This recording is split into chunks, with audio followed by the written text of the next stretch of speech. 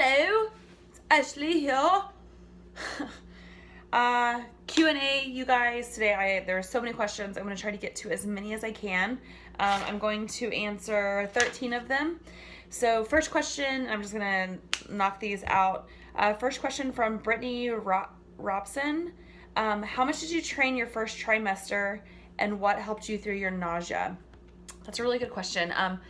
For me, I went from basically eating like caveman style, paleo style eating plan, like to only eating, okay. First question from Brittany Robinson. How much did you train your first trimester, and what helped you through your nausea? That's a really good question. I typically, even now, I eat, my main carbohydrate source is typically like sweet potatoes, and I eat more of like a caveman style diet. So I have high protein, high fat. My fruits or sugars are usually from like apples and bananas and honey. And my diet's very simple. So I went, whenever I got pregnant with my third, I went from eating that way to only being able to eat carbohydrates, like bagels, pizza, crackers, and it was horrible. I didn't ever like actually throw up, but I was just nauseous all the time. And I would even still, like, sometimes just getting outside the house and walking around or just going to the gym made me feel a little bit better. But I really just listened to my body, and I didn't beat myself up if I wasn't able to work out. It was just kind of like part of it. But I think the most important thing throughout your entire pregnancy is to keep the habit. Just keep the habit. Your workouts are probably going to suck. You're probably not going to feel good. There are even times that I would like go out for like a little jog or a run, and I would feel horrible, and I would like just turn around and come back. But it was just about keeping the habit and keeping it a part of my routine. Next question. Do I ever feel ran down for my busy schedule, and how do I deal? Do you ever feel like you're going through motions and your heart isn't in it? That's a really good question. I do have an insanely crazy busy life, and especially since I juggle so much, like with businesses, and not only that, but like with my family. And it's really important. I would say balance is really key for me, but at the same time, there's no set equation for balance. I kind of just take the weeks as they come, and I really disconnect things that, I mean, you guys always see me like on social media and stuff, but things that I do to like disconnect is I will turn my social media off at night at a certain time, or I'll put my phone and my computer away at a certain time at night. I love anything outdoors, so going fishing or hunting or even camping really just allows me to disconnect and basically recharge. And as far as going through the motions, I think everybody probably deals with that. It doesn't matter what profession you're in, especially, just in today's world, it's really easy to just kind of go through the motions. And I just stay motivated by always setting new goals for myself and new things to keep my day-to-day things interesting. But it can be mundane sometimes if you let it. So. Third question from Brittany Goodnight. What name would you name your daughter if I had a daughter? That's an easy one. I don't know if I should tell you guys that, but I'm probably doomed to having all boys forever. If I had a daughter, I would name her Phoenix. Next question. Number 4, Michelle Richardson. Is there going to be a powerlifting trainer coming out anytime soon? Actually, a lot of you guys know that I'm good friends with Mike Farr.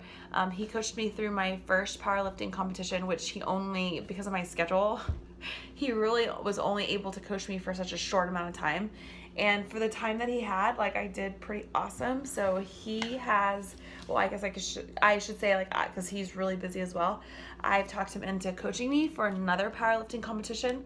And yes, so we're actually going to record my training down, and I'm going to put that into a book to sell to you guys probably fall, early winter of 2016, so you guys can train for that throughout the winter and hopefully compete, because it was amazing. My first powerlifting competition that I did, I PR'd everything except my bench, 20 pounds. It was insane. I felt like a real deal, like Wonder Woman superhero.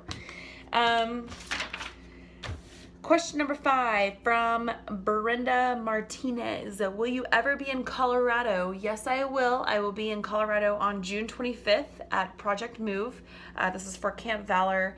Don't forget to bring your toys. We partner up with Toys for Tots, bringing hundreds and hundreds of toys for the kids. So I will see you then. June 25th, you can sign up on my website at ashleyhunter.co/events. Number 6, from Sassy Smith. What is the most important that I have learned? What is the most important lesson that you have learned? On a professional standpoint, the most professional lesson that I've learned is to never give up, to always follow my passion, and to never let my dream kind of be skewed or altered to fit somebody else's like kind of dream or like what they want. It's important to protect our dreams, and that's like kind of on a professional level. On a personal level, I've learned to like really take care of your heart, because I feel like we always give our hearts away. Like I think it's easy to be careless with our heart, and that goes with like friendships and relationships and just life. I think it's important that to always protect your heart, and that's a really touching one to me, to protect your heart. From Nicolette Weber, number 7, what is your next goal? Well, my next goal, I just finished the 280-mile run. So my next goal is to get strong again. I feel like I just finished that 280-mile run like 3 days ago. So my body is like I feel really weak, to be expected. So my next goal, I have in 3 weeks, I'm doing a Spartan race up in Ohio, and I'm bringing the biggest team up to the Ohio Spartan race. This is Mother's Day weekend. We're running it that Saturday. And so I will be doing the Spartan race with everybody. We have our own tent. Reebok is sponsoring our shirts with the Spartan, and it's going to be awesome. So that's my next thing to do, is to get strong again. I have my Spartan race. Shortly after that, I have an Ironman 70.3 in Raleigh. I'm pretty sure I'm just going to do the run and the bike, and I'm not doing the run. So, the swim and the bike, and I'm not going to do the run. I'm just going to, no. So, and then after that, my goals are, I would love to do an Olympic lifting competition, and I've really been practicing diligently in jiu-jitsu. So my next really big goal is to get on the mats, and hopefully, yep. Question number 9, Daisy Edholm. Where do you get your intense drive and focus from? What are some of the practices that I could put in place to create intense focus every day? I wouldn't say I'm intently focused every day. I'm driven. I'm driven in everything that I do. I'm also very passionate. So my passion just kind of pours out into my actions every day. But it's really important, because my days are so busy, that I have quiet time, and that's journaling in the morning. I try to wake up before all my boys and everybody wakes up, and I really try to journal and like have that quiet time. And I think that's like really important. And whenever I start something, I just never want to give up and to quit. So I have that mindset from the beginning, and I think visually seeing yourself do something is huge. So maybe try some journaling or something. Number 10, Maria Gaspin or Gaspar. How would you advise an overweight person on where to start?